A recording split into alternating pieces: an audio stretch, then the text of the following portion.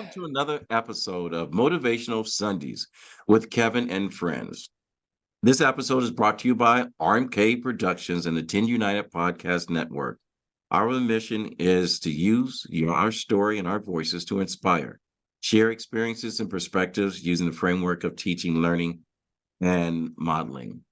Our purpose is very simple: hope, helping other people every day.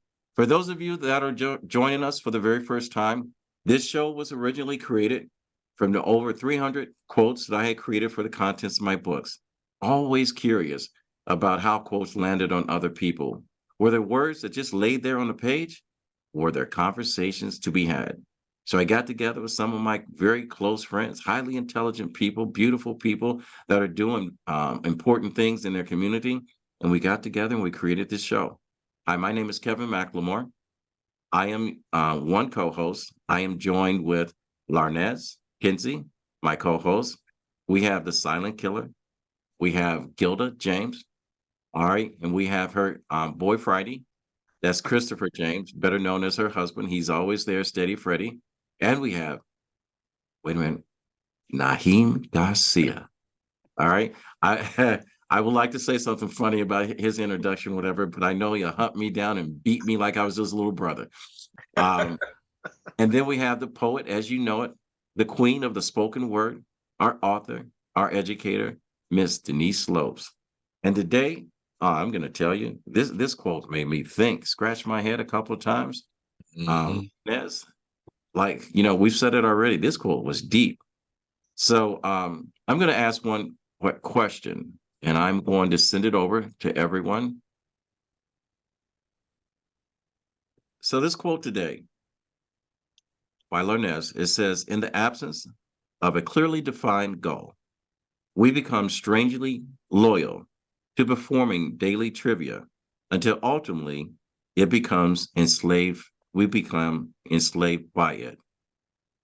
Oh boy, oh boy. That's like carrying two of your cousins to a donut shop. This is heavy.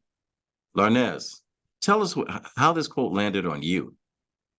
Wait a minute, let me say something. I don't want to offend anyone that has any cousins that's going to a donut shop. Krispy Kremes and I are very close. I know how sensitive we are, so I have to put that disclaimer on there. If you don't want to take your cousins, take your girlfriend, take your boyfriend, take whoever. I don't care how they do it, whatever. Just don't be offended. It was a joke. All right. And if I offended someone, I'm okay with it. It's Sunday. God forgive me. All right, Larnez, go ahead. Grand rising to everyone. This quote. So I find myself when I just reflect on my life, when I'm in it, I feel like I'm doing something in purpose. But when I realize the time that's passed in reference to my goals, I notice that I get distracted with my habits, right? I always say that where I'm going is different air, right? I've never been in corporate spaces, so it's a different air for me. So me navigating the different people and different events that I'm going through in this new space where I see myself in, and I drew a map there. So I know where my goals are. I don't know how I'm gonna get there, but I know what I have in front of me, right? I also am still attached to my habits, right? Which is my 9 to 5, which is me working 80 hours a week for 19 years, right? So even as I space myself away, I have a habit of working 80 hours a week for 19 years, right? So even if I'm not doing that, my habits now, and again, reflecting on life, I realized those habits are not conducive to my health, right? So I try to create a new environment where I can excel, but I still have the habits of working 80 hours a week, right? And I really didn't notice that I was doing it, right? Because I'm working, but it's something that I love doing now, right? So me working 80 hours, it's natural to me. My husband had to say, hey, So I know your goals were to get more time and get your time back, but you're still putting in the same time, right? You have to understand what you're doing and what you want, right? So that made me reflect. And when I came across this quote, and having clearly defined goals and not losing sight of them when you get caught up in your everyday habits of life. Like, again, I've been a civil servant for 19 years. It's like brushing my teeth now. I can close my eyes and still get to work. I don't even have to know the route because I'm gonna get there. Right. It's just automatic to me. So learning that and being able to see once you have clearly defined goals and you don't lose sight of it, you don't get caught up in, the daily habits of life. I hope explained how it hit me. Boy, 19 years. Yeah. 9 years, and you still haven't freed yourself from those daily habits. Yeah. Wow, that is deep. I know some people have done more time in a free space and feel trapped and can't figure out a way to get out of it. And I know you got some things working in the background that's going to allow you to set sail in your own destiny. Um, I grew up and I had a quote um, that I said, "Free your mind, and your backside would follow." All right. Um, I You know remember. that word is legal. You can say that word online. You know it's legal. All right, free your mind, and your ass will follow. Thank you There was very much. there was Aqua a Boogie, baby. yeah. Listen, look at him using that show voice. I got to pay some money because the strike is over with. I got to pay him some money. He gives some residuals for this. All right. There was a young man that was on America's Got Talent, and he had been wrongly incarcerated for 20 years. And Simon asked him, I think Simon or Howie, I don't know which one of the males asked him, said, "How did you survive 20 years in prison?" And the guy just simply said, he says, "They imprisoned the body." He said, "But my mind was always free." So with that said, okay, we're going to give a couple finger smacks, claps to our spoken word artist, Miss Denise Lopes. Um, how does this quote land on you? And I'll repeat it for people that are just tuning in. In the absence of a clearly defined goal, we become strangely loyal to performing daily trivial, and ultimately we become enslaved by it. How does that land on you, Miss Denise Lopes? That one just landed on me this year because remember I started the newcomers program. Yep. We met during the summer and everything, and I'm thinking the administrators are going to do what they're supposed to. They don't do it. So I'm the one starting to do everything on my own. So I didn't have a goal I had my personal goal, like my professional goal, how I was going to do the program, but I didn't have a goal for the policies and stuff they're supposed to do, their part. So I was just working, working and working that I got myself sick because I was just stressed. I didn't know what to do.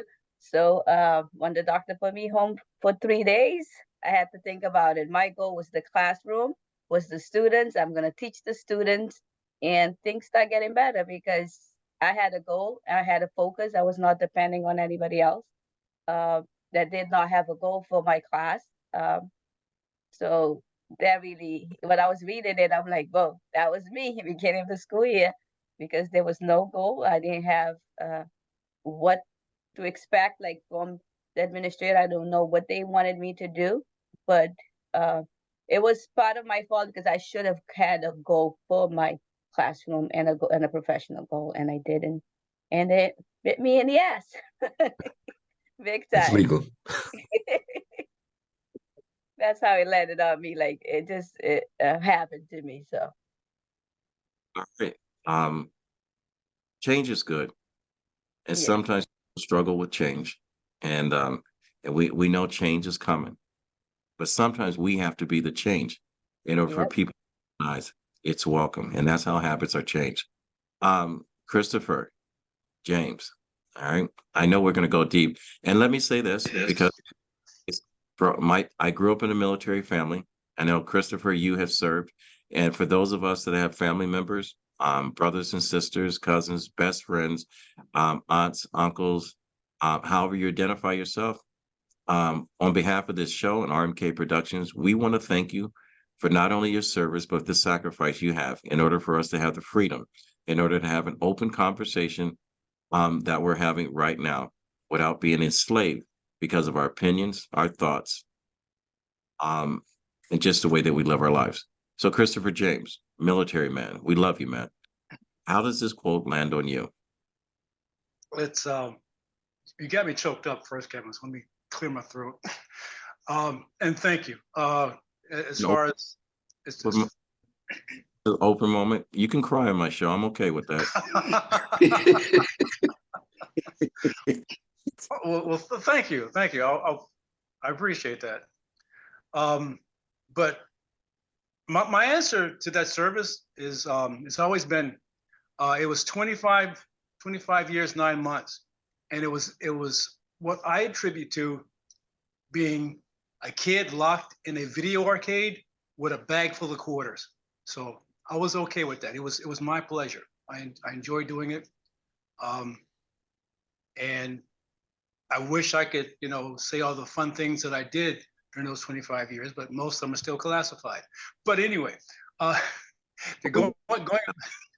I'm sorry. Yeah, we got to know now. We got a real agent up in here. Is any of this stuff in any of your bathrooms? I'm sorry? Any of this stuff is classified, hidden in a bathroom someplace in your house? No.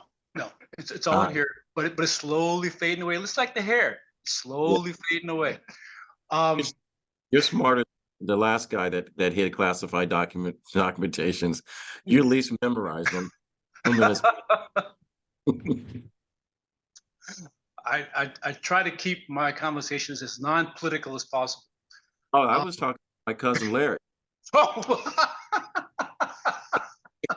Kevin's he's in a place today, man. Man, what you had to come in? Good save. Getting back to what Larnez said about her 80-hour weeks, I thought it was perfectly natural to go to work before the sun came up and then come home at night. I thought that was normal. I can relate sometimes on my boat where I would call a friend of mine thinking, I had a question for him, thinking he'd be still at work. And the answer has been, my God, he left at 4 o'clock. What are you still doing working? And I said, well, there's work to do. The sun's still up. And I had to get out of that mindset. It took a while. It took a long time. But I just assumed that was, what was expected. And I just did it out of habit. But this quote, and it's deep. It's a heavy quote. I was able to break it down to one of the oldest quotes I can remember ever hearing. The old idle hands quote. Say from the Bible or whatever, but it struck me as a variation on the idle hands quote. And in this case, the devil's playground are those, routine or ordinary things that we get into that we become enslaved by. In other words, losing sight of everything else. We now have some trivial thing that is now dragging us, to and fro, becoming our new model. But again, let me go back to my military upbringing. If I saw that as a fault, and I do, where we allow routine things now to become paramount in our lives and we become enslaved by them, my only suggestion would be to allow yourself to broaden your picture and read. Basically, study every single thing, every single aspect of your life and just life in general. What I'm trying to relate this to is we tend to hear things on the internet, on the news, and simply take it as fact without going into it any deeper and examining it before we accept it and allow it to become part of our new direction, our new life. My suggestion would be allow yourself to be more broadened, to be more open to what's happening, and inspect every single thing that you pick up. In other words, don't just say, "Oh yeah, that's the truth. I believe that. I'll buy into that." Give yourself a moment to think about it, research it if you need to, but don't allow yourself to be taken in by those trivial things that they're simply everywhere, that we now adapted as our own and become enslaved by it. In other words, a lot of this, 80% of what we see online or on television isn't true. It's just somebody's idea, somebody's conception of what they think may have been true. Look into it, research it, take it apart before you accept it as your new truth. And as far as your own personal goals, by all means, keep them close and dear. But like I said, this is a heavy quote. It took me a minute. I had to take it apart and try to make sense. But it's one that I can see every day people falling into that trap of where you're now believing, things that aren't true or whatever, but you now allow your life to be directed by that thing, that untruth. Research, take a look at it, read, keep your ears open. Research, learn, ears open. Remember, they said the most dangerous man or woman in the world is a person with an education. You just heard that. All right. Don't run away from this knowledge. Run to Christopher. Gilda, Miss Gilda James. All right. Congratulations, all those people that have stood up for their rights with the SAG-AFTRA strike, the writer's strike, whatever. Congratulations. Congratulations for those that were in power, that realized the bigger picture was to be more humane and to share the wealth. Congratulations for you to be a deep thinker.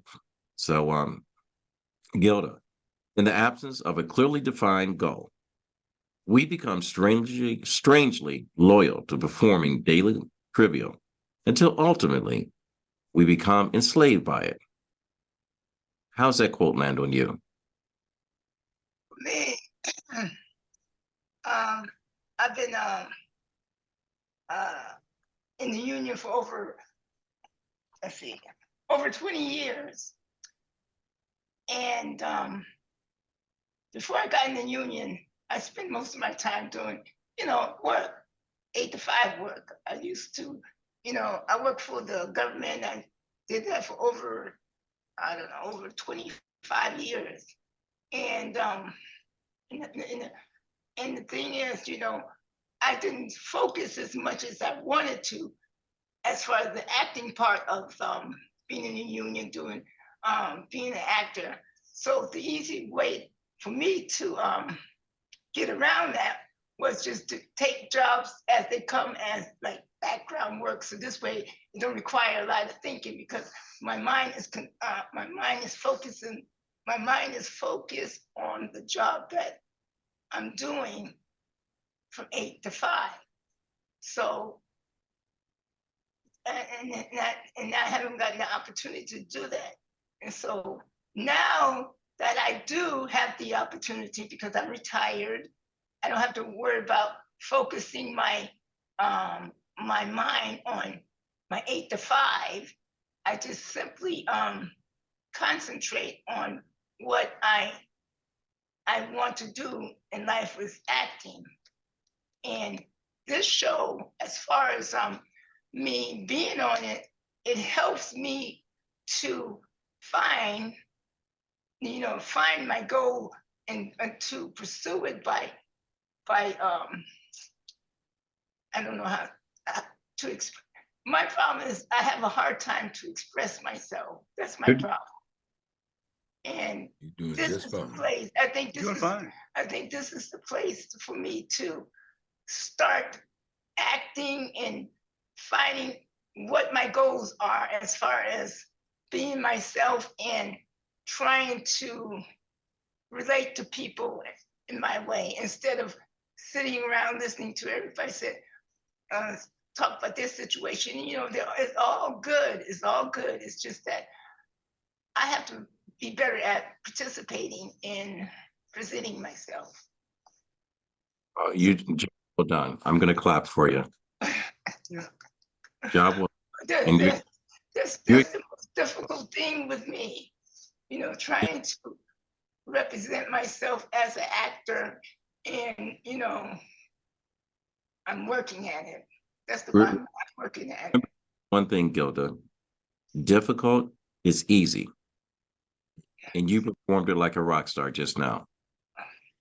Congratulations. Now, I will tell you, when you talk about difficult situations to be in, you know, you never want to follow this young man. This is like, you know, being at a talent show and you got 3 songs that you're going to perform and you've been killing it in rehearsal. They're all Michael Jackson songs. And all of a sudden, Michael shows up and sings all 3 songs. And then you show up. That's me. I have to follow this amazing, deep brother. He's a great human being. He's been a great friend. One of the most talented people that I know, one of the most passionate people that I know, one of the most gifted and humane people. He has touched the lives and souls every single day of young and old. He has traveled from Boston to New York in order to have young people perform the spoken word, and he is championing them. He has taught people how to act, to be true to themselves. All right. You thought I was going to introduce you again, Christopher, didn't you? I Ladies, thought you were going to introduce Christopher myself. I was like, damn, Chris going twice? Damn. ladies This and is a gentlemen, bad boy. my brother from another mother. And this is going to be tough for me to follow this act. Naheem Garcia. In the absence of clearly defined rules, we become strangely loyal to performing daily trivia. Ultimately, we become enslaved by it. See how I nailed it that time for you? You did it just for me. Enough. For you. I was thank you. First of all, thank you, Kevin, for that lovely introduction. And happy Veterans Day to you, Chris. Chris and Gilda, one of my true loves in my life. They're wonderful. And Denise. Lars and Naz, we getting it together. I'm gonna go to New York and holler at you. We're gonna run around with you, me and your husband, cause havoc. I've been thinking about this quote all morning. It's not an easy quote to just spit it out, but it's also easy because if you think about it, in the absence of clearly defining your goals, which is survival, work, we become strangely loyal to performing a daily trivia, which is the routine, and ultimately becoming a slave into it, which is chasing your tail. What happens is that survival kicks in and you have to work. For example, I'm self-employed. Everything I do is what I come up with. And if I don't come up with it, there's no money. And in the process of that, my children have suffered. My children have suffered because my priorities as far as survival has interrupted, and I've become a slave to my survival and not to my priorities, even though my survival is a priority. Because if I don't work, I don't eat. And if I don't eat, I starve. So in the process of trying to just be a human being and do what you got to do to take care of business, you get consumed by it. And in the process of being consumed by it, you become a slave to it. And as you become a slave to it, you don't have the freedom to do other things. And nobody understands because now everybody's looking at the fact that you're always working or you're always doing something, like Arnett said, about 19 years and can't get out of the routine. It's hard to get out of a routine. We haven't mastered that. Very few people have. Very few people could juggle a bunch of things and still be able to, make everybody happy. Recently, I just discovered that because once they called the union, when they said the strike was over, I get called for this film that I was in to go sit on a panel, and I had to go to New Hampshire, interrupting an opportunity to spend some time with my girls, my daughters. It caused one of my daughters to have a very difficult shit, triggered her. It went back to the time when you was always busy. If it wasn't working here, you was doing that. And you never made time for me. And as a parent, my oldest daughter gets it because she's a parent. My other two kids are not parents. They just like, they want to spend time with their father. And their father wants to spend time with them, but I'm busy going to the plantation because if I don't go to the plantation to pick the cotton, Master gonna beat me. Beat me means I'm gonna get hit with all kind of bills, backtrack situations. And now you're not only enslaved, you're depressed, unable to move and unable to break the chain. And somehow we have to learn to break the chain. And it's not going to be easy because as long as there's survival in it, you don't learn how to live. And learning how to live is the ultimate goal. I'll leave it right there because I don't know what else I could go with it. And that was a real deep one. Thank you, Larnez. Like I said, all of you guys are hard acts to follow. I mean, listening to each one of you guys' share took me to multiple layers. I have a couple events where I'm going to be speaking to a group of high school students, 201, January 10th. High school students is called Students Speak, where they kind of air out how they're living issues, and they always invite a speaker. December 6th, I'm going to speak to them. And the first thing I said when they invited me, I said, "You do know how I feel about education." And I said, "Am I going to be censored? Because otherwise I don't speak, because I have a position on how our education system is. We're not graduating high school students or eighth graders entering high school students to be productive business people, independent contractors, or whatever the case may be. We are just recycling human beings and passing them through a system." And I'll leave it at that before I become too didactic. But the other thing is, when I looked at this, and this was my first thought, in the absence of a clearly defined goal, I always speak to young men about being present. I think Naheem, you and your brothers, we talked about this. We fathers that were going through divorce, of being present in our children's lives or being absent from our children's life.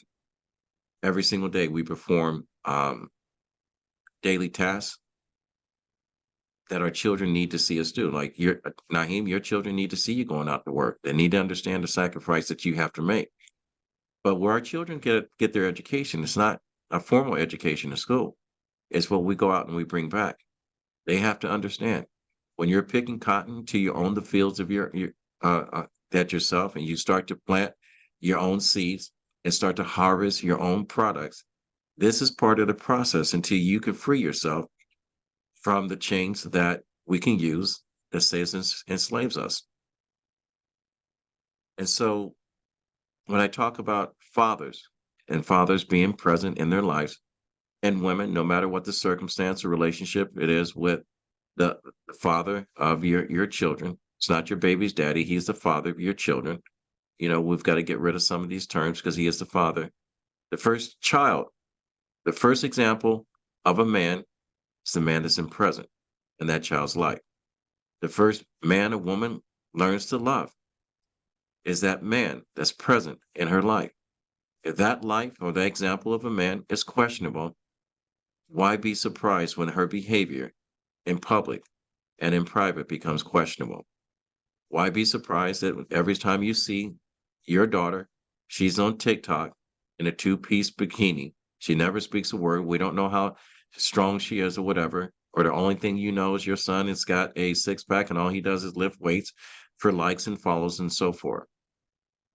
Where we're really being enslaved is in our mind. Because we don't look up and we don't see the stars. We don't lay in our front yard and see the figures in the clouds anymore. We have to find out how many likes, followers, and how many new friends we have on these social medias and whatever, because we're afraid we're going to miss something. When you show up at the expensive health club that I have, and you're there for 2 hours and almost 190 minutes of your time that you're there, you're looking down and sitting on a piece of equipment that's supposed to make you better, but you're scrolling through trying to find your music. You're trying to find who returned your app. You're returning emails of people that you're supposed to email while you're at work or pretending to be at work.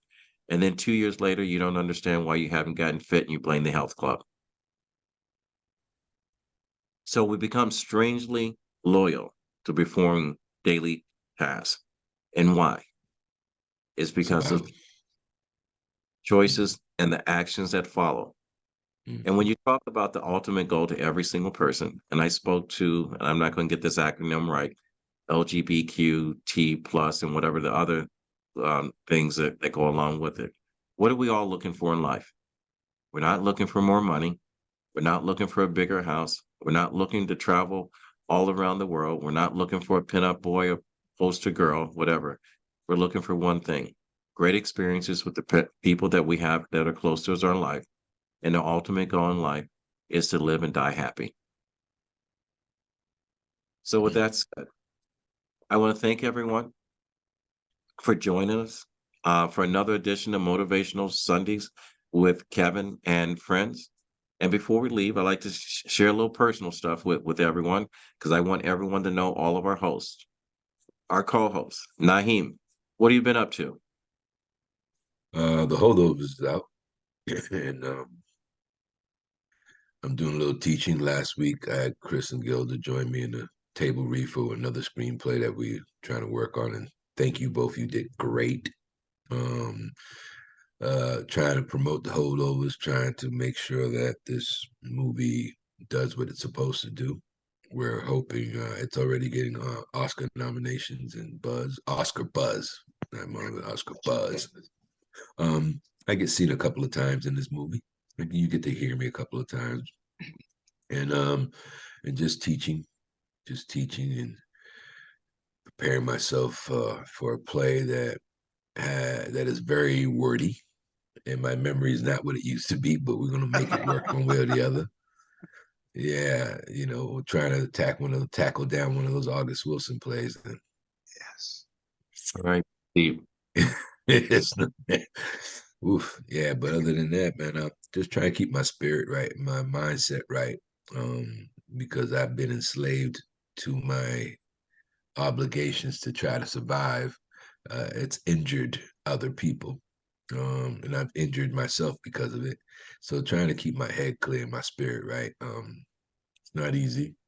It's real easy to get depressed. It's real easy to feel sad. And it's real easy to just not want to move and just lay on the couch and just sit there and, dry your eyes every now and then. But you got to break that link. You got to break that link. So I got my butt up this morning and I got on this podcast with my friends and shake it off because there's plenty to do. And as long as I'm alive, I have a chance to repair what I thought can't be repaired. Let's, And let's give you a chance. And like I said, I'm going to send you a hug this morning from a brother. All right. thank you. Thank you. Denise, I know you're working on your book, and I'm not going to give you any additional pressure on it, but you did say a deadline of the first of the year, so don't consider that pressure. You're Oh, yeah. doing great things with the children. All right. Like Oprah said, I do it for the children. Okay. I'm very proud of the work that you do. And I know this time of year for all of us, it's tough because we have those relationships. I mean, I too have relationships that are bent but not broken, and hopefully they'll bend to my favor over this, and we'll find grace. And I think everyone needs to find grace. It's not by the presence under the tree; is by the presence of what's in your heart when you're in the presence of someone that you like to surround yourself with the tree. So, Denise, what have you been up to? Doing a lot of homework for my PhD, but my focus right now is in my classroom because I have a lot of refugees coming in with trauma. So I'm trying to educate myself because I'm not trained in trauma and they're having a hard time. So that's my focus right now. I stopped focusing on the administrator and stuff. So I'm focusing what I could do, what I could control. So it's in my classroom, giving the kids all the love they need and teaching them English and the culture and make them feel welcome to the United States. So that's my job right now. And I still have my deadline for January 1st for my book, maybe December 31st, but I'm working on it. I made a plan and I said every day I'm going to dedicate certain time of my day to that. So I've been doing that. I cleared my office downstairs, my woman cave. So I've been using it. So it'll be out. I'm That, focusing. I'm focused. I have goals. doesn't it feel good to wake up every morning with purpose? Look at Yep. that. And then have, Yes, it does. you know, 5 or 6 other people calling you on it to make sure you stay true to it. It's not pressure. All right. Way to go. Awesome. Thank you. I appreciate it. No problem. We love you. All right. We can say it on this show. Our HR department loves us too. Christopher and Gilda, what are you guys up to? Well, I'm glad that the strike's over because this way I can focus more on my husband. All right. All right. Yes, Can't wait to because he's been so supportive of taking me here and there, here and there. I mean, every time you turn around, we're going somewhere, you know, because he knows that I'm dedicated in helping the union people. So he was part of my force of, he was my support, because if it wasn't for him, you know, I wouldn't be sitting here telling you. So Well, yes, I'm just relaxed, waiting, you know, just to see what they come up as far as they offer, and which is tomorrow. They're supposed to come up with that, and hoping that I'll get some gigs. So you know, because I worked hard. I'm hoping that you get more than some gigs, and I'm actually hoping that the people and the powers that be don't penalize people for speaking up for themselves. I They mean, probably will. MLK, which Naheem is the voice in Boston of a tribute. If you get a chance to go up there, what is that, Naheem? The The park. King Embrace, the Commons, the Boston Commons, and it's called the King Embrace Monument.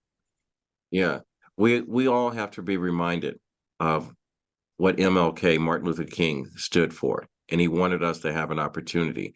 He wanted everyone to be able to share in this life. This life is not provided just for the few, but it's for the many. So the fact that when I saw you stand up there, I was very proud. I was proud of all my brothers and sisters that stood, and not in silence, but were very vocal to say that. Up front. Yeah. Up front. Them two. In your I'm face. hoping that these opportunities feel your spirit, and someone doesn't hold you back because of their own insecurities. All right, Mr. Christopher James. Okay, how you doing, sir? What are you up to? Man, first off, I want to shout out to my brother, man, Naheem. Thank you so much for that opportunity. Yeah. I really enjoyed that read.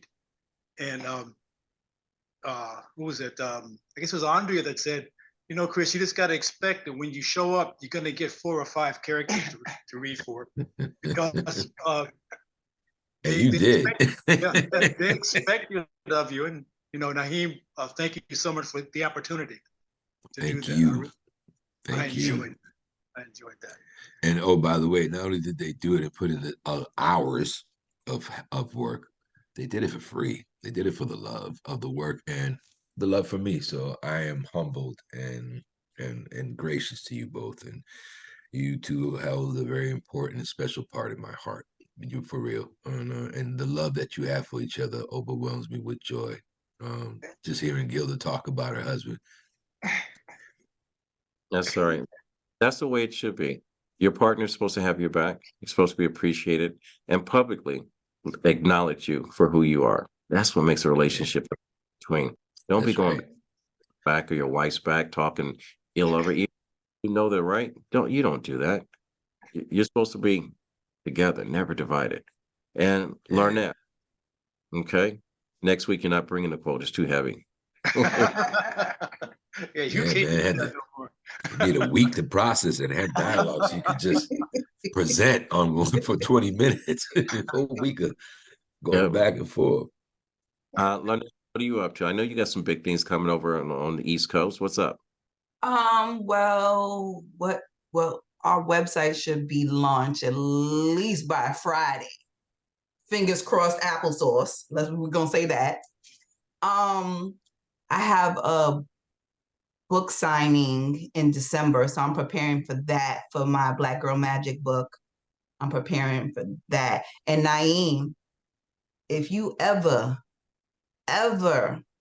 need some parenting advice for girls, I have 5 daughters. 2 of them are in their 20s. I've been there, I done that. I understand. My youngest is 24 and my oldest is 37. So I'm right there with you. And they And still Me trying to let them understand that you have to understand your father, even if you don't want to be involved with him. You still need to put yourself in that place, close your eyes, and say, I understand. You have to do that for you and for him. And I said, he doesn't have to see you do it. He doesn't have to know you did it. You have to do it because you're not going to be able to connect. Because your stories of the trials and tribulations and the sacrifices that you made, they need to hear because they're going to go through the same thing you're going through. And they're going to be doing the same thing you're doing, right? Give them all the information they need to make the right decisions. You need to do that. And it's hard. It's an obstacle because we fight our ego when we fight ourselves. And I have opportunities and I have responsibilities. But your purpose is to give them your story so they can have all the information. Because whether they know it or not, they're going to face the same things you're facing. Okay? Now, Gilda and Christopher, I hope y'all need to get a story. Can somebody write a film on your love story? That would be so beautiful.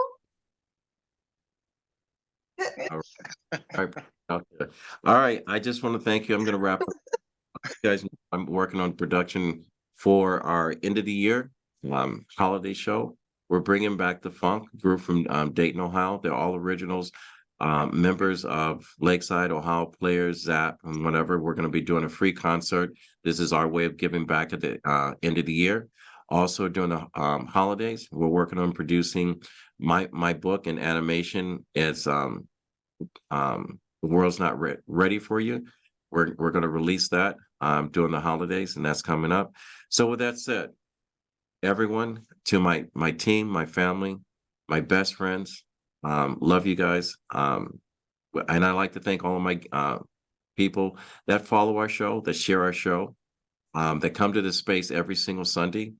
And we meet every Sunday at 9 a.m. You're welcome to join us. The link is in the videos that were released on YouTube. Go to RMK Productions and Network.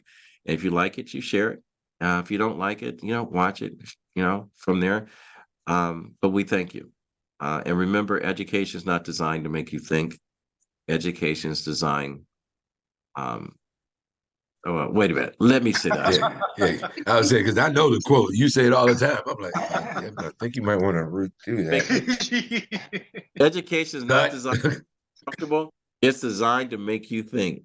And with that said, one more take, Kevin. One more take. Let's do that one more time. And action. Not designed to make you comfortable, but education is designed to make you think. And with that said, my grandfather always said, when you get to a place in your life where you can help someone, he said, reach one, teach one, and we'll fade to black.